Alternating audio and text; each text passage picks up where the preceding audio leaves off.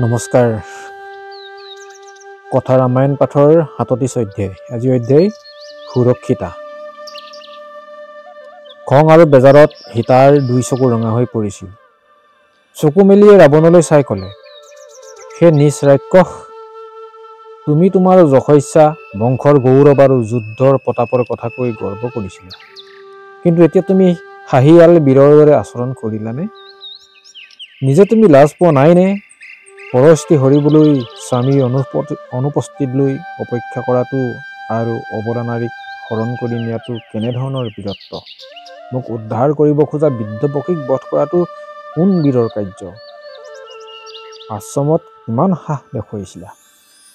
যি যুদ্ধ কৰিবলৈ সাহ নকৰি চুৰিহে কৰে, তেনে মহাবীৰক জগতে স্মৰণ আৰু প্ৰশংসা কৰিব।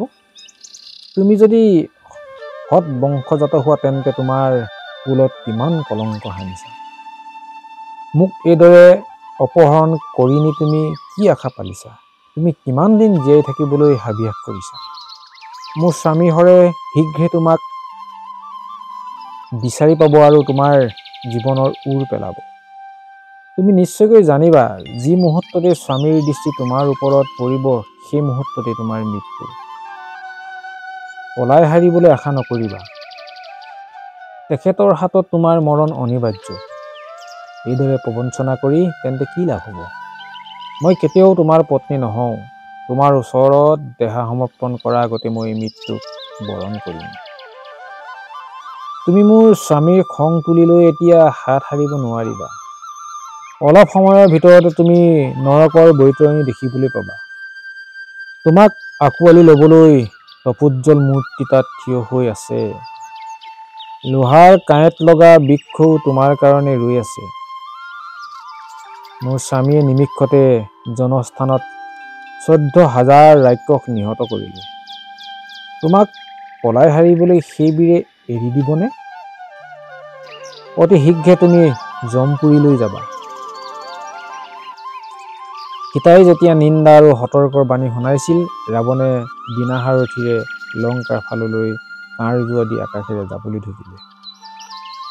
তেওঁলোকে বহুতো নদী আৰু পৰ্বত পাৰ হৈ গ'ল।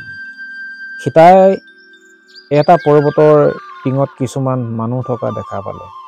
সীতাই ৰিহাখন গাৰ পৰা হলুকাই তাত তেওঁ পিন্ধা অলংকাৰখিনি বান্ধি টোপোলাটো তললৈ দলি মাৰি পঠিয়ালে। সীতাই জানিছিল যে তেওঁ দলিয়াই দিয়া অলংকাৰখিনি ৰামে দেখিবলৈ পাব আৰু তাৰ পৰাই ৰামে সীতাক পলুৱাই লৈ যোৱা বাটৰ সন্ধান পাব। ক্ৰমে পম্পা নদী আৰু সাগৰ পাৰ হৈ ৰাৱণ লংকা নগৰীত সোমালগৈ। শোকাতুৰ সীতাক লৈ তেওঁ অন্তঃপুৰত সোমাল। নিৰ্বোধ ৰাৱণে ভাবিছিল তেওঁ অভিপ্ৰেত পুৰস্কাৰ লাভ কৰিলে, কিন্তু দৰাচলতে নাৰীৰ মূৰ্তিত নিজৰ মৃত্যুক মাথোন তেওঁ ৰাজপ্ৰসাদলৈ বৰণ কৰি নিছিল। ৰাৱণে পিশাচৰূপী ৰাক্ষসী কেইজনীমানক মাতি আনি সীতাক পহৰা দিবলৈ ক'লে আৰু আদেশ দিলে যাতে তেওঁ বিনা অনুমতিত কোনেও সীতাৰ কাষ চাপিব নোৱাৰে। ৰাৱণে আৰু আদেশ দিলে, সীতাক যি লাগে মণি মুক্তা অলংকাৰ বা সাজপাৰ তাকে দিবি। মোক সেৱা কৰাৰ দৰে তেওঁ আলপৈচান ধৰিবি আৰু তেওঁক মান কৰিবি। কিন্তু সাৱধান, যি সীতাক অপ্ৰিয় কথা কৈ দুখ দিয়ে তাক মই মৃত্যুদণ্ড দিম। জ্ঞাত হাৰে বা অজ্ঞাত হাৰে কোনেও সীতাৰ খং নুতুলিবি বা মনত দুখ নিদিবি। সীতাক অন্তঃপুৰত থৈ ৰাৱণে ইয়াৰ পাছত কি কৰা উচিত চিন্তা কৰিলে। তেওঁ কেইজনমান গুপ্তচৰক মাতি আনি এই আদেশ দিলে, তোমালোকে ততালিকে জনস্থানৰ খৰ থকা ঠাইলৈ যোৱা। ৰামে কি কৰিছে নিৰীক্ষণ কৰি মোলৈ সংবাদ আনাগৈ। ৰাম জীৱিত থাকোঁতে মোৰ নিদ্ৰা নাই। সি মোৰ পৰম বৈৰী, যেনে তেনে তাক বধিব লাগিব। তোমালোকে নিৰ্ভয়ে নিজৰ কৰ্তব্য সমাধা কৰি উলটি আহাগৈ। সমুদ্ৰেৰে ঘেৰাদ্বীপ এটাৰ মাজৰ দুৰ্গ এটাত সীতা বন্দিনী। কোন ঠাইত আছে বা ৰামৰ পৰা কিমান দূৰত আছে সীতাই ভূ নাপায়। তেওঁ কেৱল আশা যে তেওঁৰ স্বামীয়ে কোনো প্ৰকাৰে আহি ৰাৱণক বধ কৰি তেওঁক উদ্ধাৰ কৰিব। সীতা শোকাতুৰ হলেও ৰামৰ শৌৰ্য বীৰ্যৰে সুঁৱৰি তেওঁ মনত সাহ পাইছিল আৰু ধৈৰ্য ধৰি আছিল। ৰাৱণে যে তেওঁৰ লগত পশুৰ নিচিনাকৈ আচৰণ কৰা নাছিল, এই কাৰণেই তেওঁ মনত সান্তনা লাভ কৰি আছিল। জনস্থানলৈ গুপ্তচৰ পঠিয়াই ৰাৱণ কাম বানত প্ৰীত হৈ সীতাৰ ওচৰলৈ আহিছিল। সীতা তেতিয়া শোকত অধীৰ আৰু তেওঁ দুচকুৰে সৰ চকুলো বৈ পৰিছিল। ৰাক্ষসখিনিবিলাকে তেওঁ আলপৈচান ধৰি আছিল। ৰাৱণে ভাবিছিল যে তেওঁ ঐশ্বৰ্য বিভূতি আৰু প্ৰতাপ দেখিলে সীতাই তেওঁৰ ওচৰত সৈমান হ'ব।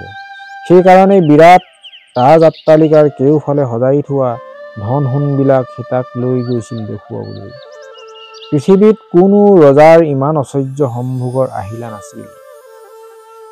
ধন সোণ, হীৰা মুকুতা, বহুমূলীয়া পাটৰ কাপোৰ, বিচিত্ৰ সোণ, খট খাট, ৰথ দুৰ্গ, হাজাৰ হাজাৰ দামী ঐশ্বৰ্য আৰু ৰাজক্ষমতাৰ সকলো প্ৰতীক এটা এটাকৈ সীতাক দেখুৱাবলৈ ধৰিলে। কিন্তু সীতাৰ মন অটল হৈ ৰ'ল। ৰাৱণে সীতাক নিজৰ বিশাল সৈন্যবাহিনীৰ কথা বুজাবলৈ বিচাৰিছিল। সীতাই কিন্তু ৰাৱণৰ বল বীৰ্যৰ বিষয়ে যি হীন ধাৰণা কৰিছিল তাক নিন্দাসূচক বাক্যৰে বৰ্ণনা কৰিছিল। ৰাৱণে এইদৰে যুক্তি দেখুৱালে, এই অগাধ সম্পত্তি তুমি নিজৰ বুলি জ্ঞান কৰিবা আৰু ইচ্ছা অনুযায়ী ভোগ কৰিবা। তুমি মোৰ প্ৰাণতকৈও অধিক স্নেহৰ ৰাণী হ'বা। মোৰ বহু ভাৰ্যা আছে, কিন্তু তুমি সকলোৰে ওপৰত শ্ৰেষ্ঠ আসন পাবা। এতিয়াৰ পৰা মোৰ প্ৰণয় কেৱল তোমাৰ ওচৰতে সমৰ্পণ কৰিম। মোৰ কথা শুনা, মোৰ অভিলাষ পূৰণ কৰা। শ যোজন ব্যাপী সমুদ্ৰই এই দ্বীপ আগুৰি আছে আৰু হাজাৰ হাজাৰ প্ৰবল প্ৰতাপী সেনাই এই দেশ ৰক্ষা কৰিছে। এই নগৰীত কোনেও প্ৰৱেশ কৰিব নোৱাৰে। বিক্ৰমত দেৱতা আৰু অসুৰো মোৰ সমকক্ষী নহয়। এই কথা সকলোৱে জানে। ৰাজ্যৰ পৰা নিৰ্বাসিত, অৰণ্যত ভ্ৰমি ফুৰা, দৰিদ্ৰ আৰু নগণ্য মানুহৰ প্ৰতি আসক্ত হৈ থকাত তোমাৰ কিহৰ আনন্দ বা সন্মান? মোৰ ঐশ্বৰ্যহে তোমাৰ সৌন্দৰ্যৰ উপযোগী। তোমাৰ যৌৱনকাল দলিয়াই নেপেলাবা। তুমি নিশ্চয়কৈ জানিবা, ৰামৰ আৰু মুখ দেখিবলৈ নোপোৱা। এই নগৰীলৈ ৰাম আহিব নোৱাৰে। এই ৰাজ্য তোমাৰ বুলি গ্ৰহণ কৰা। মই তোমাৰ দাস। দেৱতা সকলো তোমাৰ ভৃত্য। পূৰ্বজন্মৰ পাপৰ ফলত তুমি এতিয়ালৈকে কষ্ট ভোগ কৰিলা। এতিয়াৰ পৰা মোৰ লগত পূৰ্বাজিত পুণ্যৰ ফল ভোগ কৰিব পাৰিবা। তুমি লংকাৰ ৰাণী আৰু কুবেৰ বিজয়ী লংকাধিপতিৰ মহিষী হ'বা। পুষ্পক বিমানত উঠি আমি পৃথিৱীৰ ওপৰত বিচৰণ কৰি আনন্দ উপভোগ কৰোঁ। আহা, তোমাৰ মুখৰ পৰা শোকৰ ছাঁ আঁতৰাই পেলোৱা আনন্দ জেউতি তোমাৰ মুখত উপচি পৰক।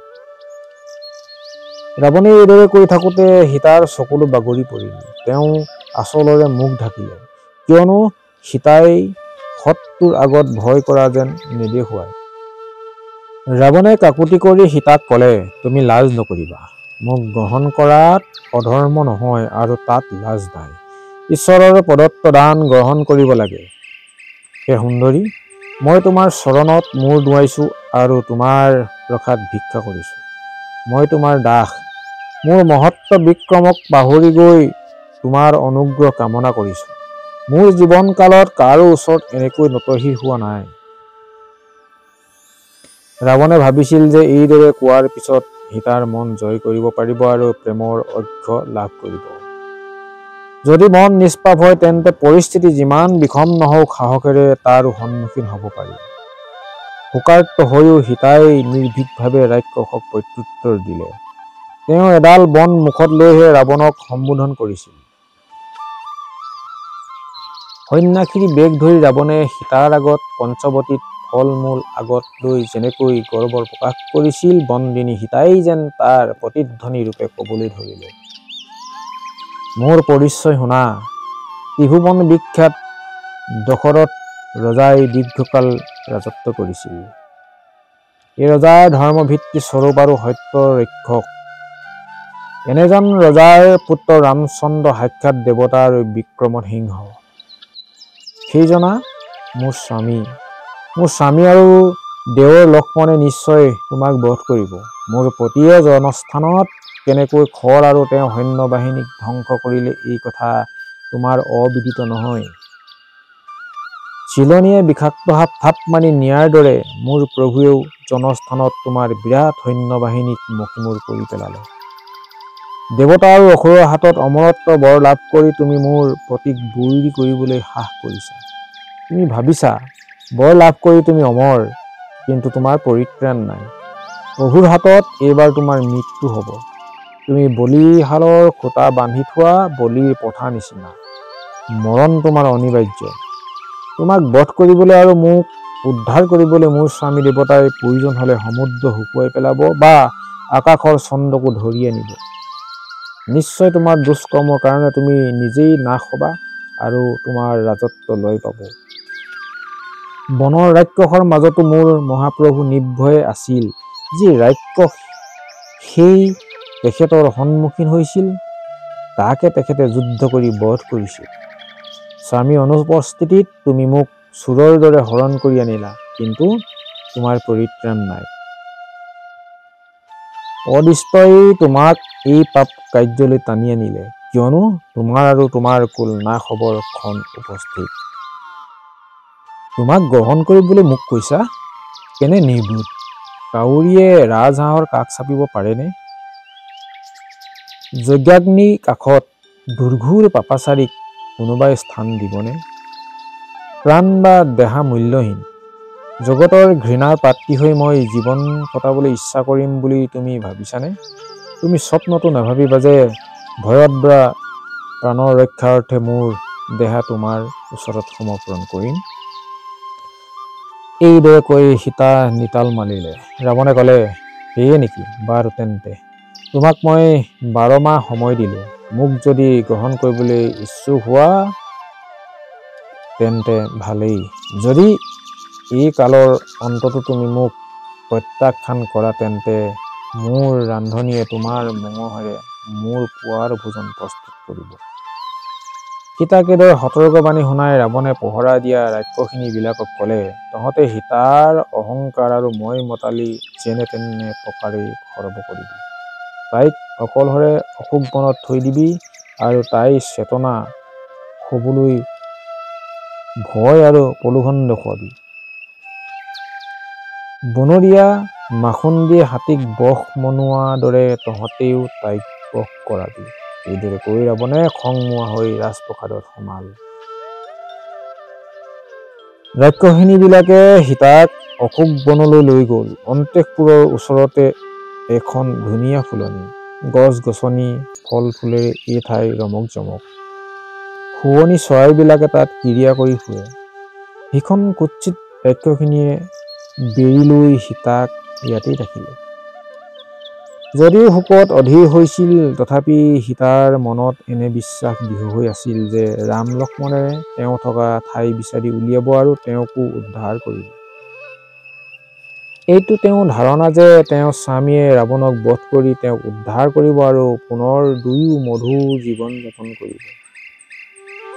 এনেকুৱা বিশ্বাসত আবদ্ধ হৈ থকা বাবে সীতাক যিমানেই ভয় দেখুৱাই তেওঁ ভয় নাখায় আৰু প্ৰলোভনতো তেওঁ ভুল নাযায়।